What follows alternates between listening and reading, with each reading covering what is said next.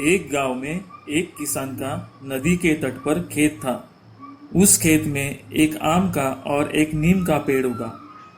इन दोनों पेड़ों को उगता देख किसान ने आम के पेड़ को पानी डालकर और अच्छी देखभाल करके उसका पोषण करने लगा, लेकिन वह नीम के पेड़ की तरफ ध्यान ही नहीं देता था। यह सब देख आम के पेड़ को लगा कि वह बहुत महान है, इसलिए किसान उसकी देखभाल कर रहा है। इस वजह से उसका थोड़ा घमंड भी बढ़ा। समय के साथ साथ आम का पेड़ और नीम का पेड़ बड़े वृक्ष बन गए। दोनों वृक्ष हरे भरे बन गए। आम के पेड़ को मीठे फल आने लगे और नीम को कड़वे फल आने लगे। आम के फल मीठे होने की वजह से लोग उसकी तारीफ करने लगे, जिससे आम का घमंड और भी बढ़ गया और उसने नीम से बात करना ही छोड़ दिया। यह सब देखकर नीम कहता है, क्यों आम भैया, आपने मुझसे पहले जैसे बात करना ही छोड़ दिया है? तब आम जवाब देता है, तुमसे तुमसे क्या बात करूं? अरे तुम में और मुझ में क्या समानता है? अरे मीठे फल देने वाला मैं कहा और बिना किसी काम का कड़वा फल देने वाली तुम कहा। तुम जैसों से मेरी क्या दोस्ती।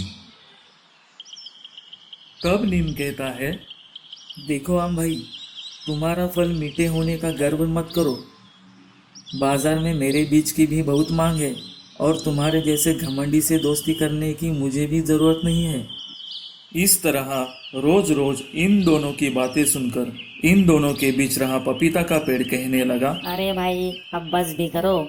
जब देखता हूँ तुम्हारे लड़ाई झगड़े ही चालू रहते हैं, मैं अब और सुनना नहीं चाहता। इसके तुरंत बाद आम कहता है, अरे इसमें चिढ़ने वाली कौन सी बात है? बस हम दोनों यह तय नहीं कर पा रहे हैं कि हम दोनों में महान कौन है। इसे सुनकर नीम ने पपीता से कहा, पपीते भाई, अब आप ही बताइए कि हम दोनों में से महान कौन है। इससे इस झगड़े का हल भी हो जाएगा। नीम की बातें सुनकर पपीता कहने लगा, अरे मूर्खो, इसमें बड़ा और छोटा होने की बात ही कहाँ है। हम सब पेड़ों में कुछ विशेषताएं होती हैं, सब में कुछ ना कुछ विशेष गुण होते हैं। इसलिए तुम लोग अब झगड़ा करना बंद कर दो। इस तरह पपीता उन्हें मनाने लगा। फिर भी आम अपनी बात पर अड़ा रहा और कहने लगा, लेकिन हम दोनों में से महान कौन है? इस पर पपीता कहता है, अच्छा ठीक है, अब तुम बार बार पूछ रहे हो तो इसलिए मैं बता देता हूँ, लेकिन मेरी बात से तुम नाराज मत होना। आम और नीम पपीता की बात मान गए। पपीता कहने लगा, मेरे नज़र में तो नीम ही महान वृक्ष है। आम ने कहा, तुम ऐसा कैसे कह सकते हो? पपीता बोला, देखो, मीठे और रसीले फल तो खाने में सब लोग पसंद करते हैं।